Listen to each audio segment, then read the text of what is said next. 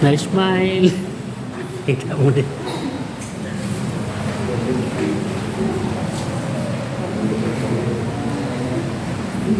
Sumabot ako kaubaron isa.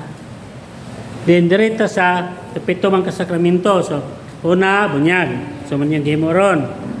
Kung dili mabunyag ka ng bata tungod kay ang ginikanan wala magpakabana ni kung dili kung asa mapingon tong bata tulubagon to sa ginikanan. Manubag siya to. Ni kung ilabot sa langit ug asa siya butang, question man siya to. Ano man siya magpakabana? So man ang bunyagan yon. Magbunyag pila ang bata kumpirmahan 7 anyos pataas. Pero kamo makaslonon kung wala pa makumpirmahe, kumpirman mo sa pare. Adi sir, di man pwedeng kas wala kumpirma. So, pirmahan. Dayon, ang bata pag grade 3, natay gito ako first communion. Di na mo na siya pakalawaton kundi pagka first communion. Dayon, ang bata, mabalaka mo, di man problema na siya, bata. Malangit mo gina siya kay nabunyagan naman. Pag bunyagan na, tang sala. Di pa na siya kasaragbugat para nga iimperno. Lamang na, abang nagdako na siya, manang tudluan, pag tudlo, kasi mga tudlo, makatikista. Ang tudluan na sila.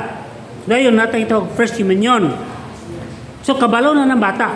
Munang, pagpangutan na mo, paitan, naimudoon ako. Then, pagtanaw na ako, murag apike. Di ko kay pagtanaw ako, gamay pa yun. Ako na siyang pangutanon. Naka-first communion na bagay, ako na siyang turyahon.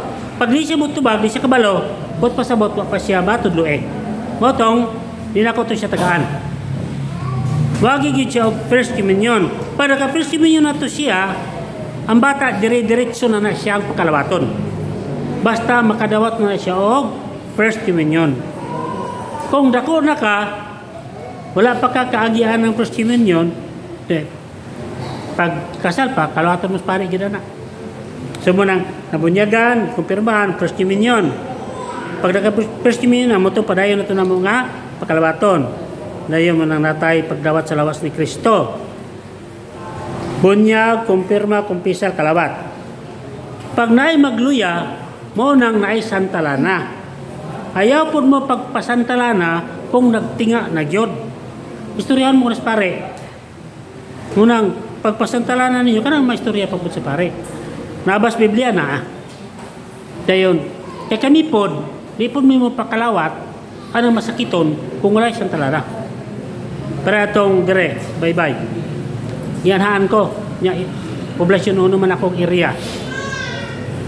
Pagka na siya nga, Brad, gusto yung mo kalawat na, yun na isang talana na. Niya area man ako, niya gitugutan man niya na, ito niya ito ko. Pagkalawat niya kami, tipakaran mo na gamay. Kung pananglit, walay pari dire, nailakaw. Doon kami nangabilin. Pagtanaw na mo, gamay raang na konsagrahan. Amo ng putol-putulon. Magamay nagmadako, pareho ra na siya. Teka isa dire, gagdaga mo ginanimba, sunod-sunod. Pagtanaw na mo, gamay naman kayo nabilin. Taga-anira ka nagkuno? Gamay yun kayo. Gaana ko, gawin ko. Nagabatuya ka. Mati ka kaya niya.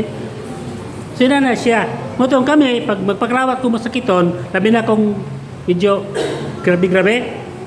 Kaya kung dako kaong imutang, kung isuka to, mamudyot mong ko ato. Kunya, kung gitibi to, kunya, naik-sagol kaldid to, di man bibiring. Bahala na mo na, di man na siya pwede na mo.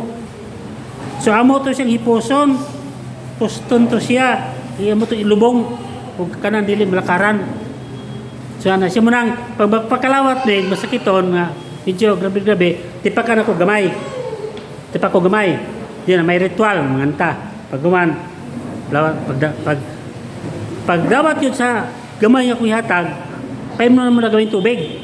Kaya kung dili na matulon, narana dire, ako ba tanaw, liliyon ako, mutong, para sure yun, pasod na gawin tubig. Karon akong ipakalawat. Pag kumasa ritual, hatag ako sa lawas ni Kristo, gamay. Pag dawat na, tinog sa kutsara tubig. Pag humanig tulon, wa naman mo ginhawa. Di ako, naginukto ko. Iko nga, inanig di ang tao.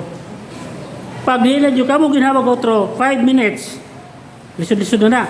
Niabot naman, nanool naman itong mga anak. ilang guyog-guyog, di naman yun, hilak naman sila. Tulat-tulat ko, pag abot ani og mga 7 minutes, kung di lagi na mo ginawa, patay na gina siya. Paano naman yun? So muna siya, nana ang kinabuhi sa tao. Pag di na ta mo ginhawa, within 15 minutes, patay na jud ta. Pag namatay na ta, panahon na kung asta pingon. Karon kung napaingon ta sa impierno, sa unong to, di mag-antos ta dito. Bantay purgatorio ra, napay pagpaglaom. Pero kung may mo, diretso langit. Sa pagi mo nang simba kanunay, likatulog, magampo, maginulsol. O kung may mo, mas may gano'n mag-rosaryo kada adlaw. Kaya mato pa ni Santa Maria, pag nag-rosaryo ta kada adlaw, ni kamatay nato, o doon mas Santa Maria dito, nak, sige man ni ampo na, kada adlaw nak, tagay ning chance. So di rata mapaingon sa purgatorio, dito sa taglangit. Muna ituyo nga ng mga mag-rosaryo ta kada adlaw. So importante na to ng mga Katoliko.